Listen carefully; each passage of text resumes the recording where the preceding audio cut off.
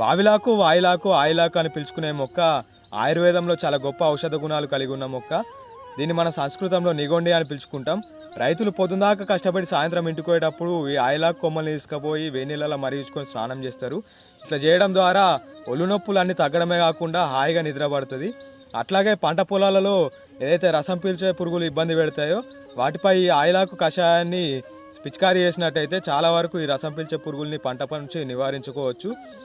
Dairy ఫామ్లో కూడా ఇది చాలా గొప్పగా ఉపయోగపడుతుంది. ఏదైతే దోమలు ఈగలు మనల్ని ఇబ్బంది పెడతా ఉంటాయో డైరీ ఫామ్లలో గేదెలని ఇట్లా వాటిని సాయంత్రం ఈ ఆయిలాకు కొమ్మల్ని తీసుకుపోయి పొగేసుకున్నట్టయితే చాలా వరకు దోమలు ఈగల్ని నివారించుకోవచ్చు.